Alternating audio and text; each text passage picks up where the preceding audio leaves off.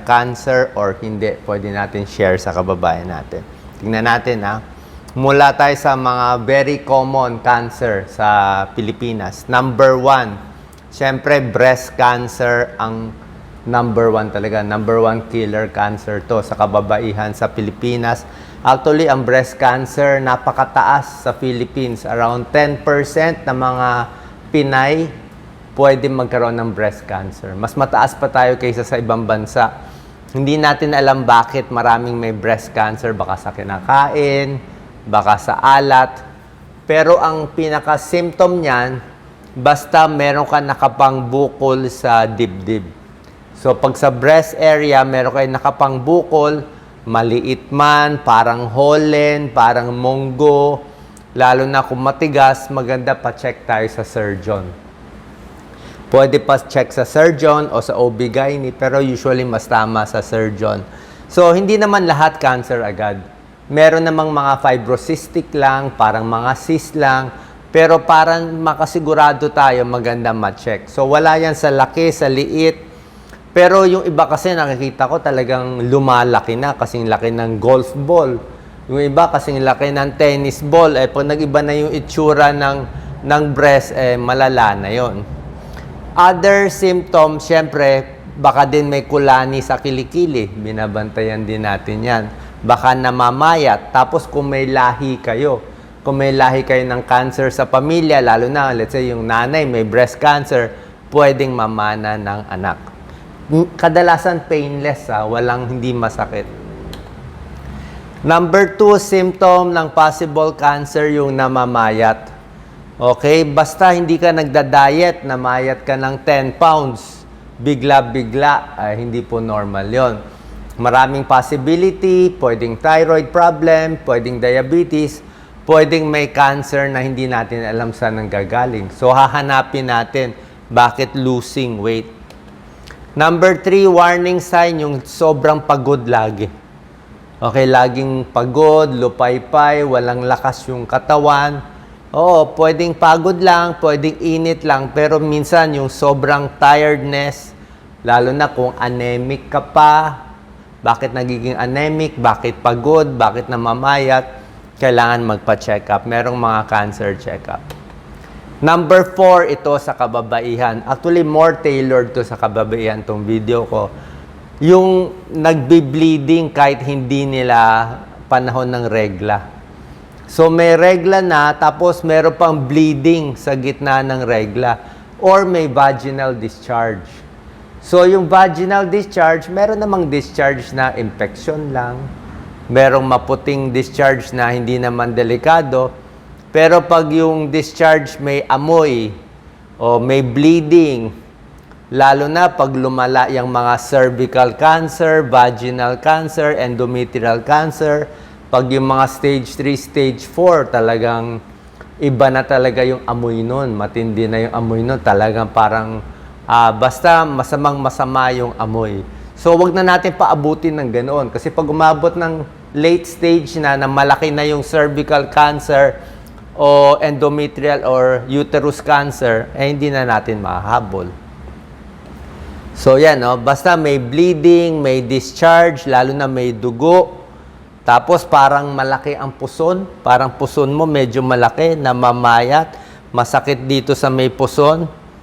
Pag nagtatalik, masakit, parang may tinatamaan pag nagtatalik, o may dugo pag nagtatalik, ibang usapan yun. Nagtalik, dumugo, pa-check tayo. Kasi nga, baka nga may bukol sa mattress, either sa cervix o sa loob, kaya pag natatamaan, dumudugo siya. Okay, cervical cancer. Ito, medyo malala na to. Back pain, namamaga paa pag kumakalat na yung cancer. Dugo sa ihi, pwede rin yan. Mahirap umihi, mahirap dumumi. Medyo late stage na to kung malaki na yung bukol. Pero yung early stage, para maganda, magpa-check up tayo. May pap smear naman So, mga babae, kailangan magpapa-pap smear. Number 5, warning sign. Masakit ang puson. Pwedeng masakit ang puson, pwedeng masakit ang likod. Iba't ibang mga bukol pwede yan sa likod, sa puson. Pero ang isang common, since itong video tailored sa kababaihan, binabantayan natin more ang ovarian cancer. Sa ovary. Kanina, cervix, di ba? Tapos kanina, uterus. Ngayon naman, ito ovary. Meron din nagkakaroon ng ovarian cancer. Pag ovarian cancer, may bukol sa puson, pero usually one side lang eh. So, pag tinignan nyo ang puson nyo, parang mas matambok yung kaliwa o yung kanan. Pwedeng masakit yan sa may puson, bloated sa may puson, namamayat. Pag nag-twist yan, masakit yan, may weight loss. Yan, no? Pag chinek up ng doktor, may nakikita. Tapos yung regla, nagloloko. Menstrual disorder. Pelvic pain, parang dito sa pelvis masakit. So, ultrasound. Ultrasound ng lower abdomen o vaginal ultrasound, pwede makita yan. Papacheck tayo sa OB-GYN. Okay? Pambabae ito. Number 6, pagbabago sa tiyan. Okay? Colon cancer. Colon cancer, marami sa lalaki, marami sa babae. Top 3 cancer to eh, number 3. So, colon cancer, ano sintomas? Ito, may dugo sa dumi. Okay? Anemic. Namamayat, nagbago ang dumi. Minsan lumiliit ang dumi, parang pencil na lang lumalabas. 'Di ba? Parang iba pakiramdam mo, pwedeng masakit ang tiyan. Kaya lang, yung colon cancer, pag stage 1, stage 2, minsan wala nito lahat eh. Minsan wala nito. Kaya dapat iwas na lang talaga tayo. Kain na lang ng healthy, iwas sigarilyo. Kasi minsan yung early stage, hindi mo mahuhuli, lalo na kung maliit siya. Kailangan kasi malaki na yung colon cancer bago magbabara. Ay kung kasing laki lang siya ng kalamansi, hindi mo pa mahuhuli yun. Number 7, ito. Sa lalamunan. Yan, common din tong cancer sa babae at lalaki. Yung una-una, baka may bukol or pag lunok mo, hindi ka makalunok. Or parang nangangasim o parang may problema dito sa leeg. Ayan o, hindi siya makalunok o. So, ano possibility nito? Thyroid cancer pwede sa labas.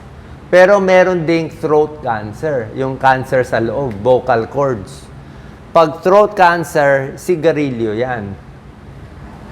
Sigarilyo, alak, naluto, yung lalamunan natin. Anong mangyayari? Namamaos. Hindi naman singer, hindi naman naninigaw, namamaos. 'Di ba? Pagtingin ng doktor, mabuti kung singer ka, may vocal cord nodule lang. Ay paano kung cancer? Anong cause? Sigarilyo na usukan, ito, alak na lubog din ito sa alak, nagbago yung boses, masakit ang leeg, namayat. Pag hindi na makalunok, nakabara na yung bukol dito. Tapos may kulani sa tabi ng leeg. So, throat cancer is ang possibility pag hindi makalunok. Pero another cancer na babantayan din, pag hirap lumunok at pag may bukol, pwede ring thyroid cancer.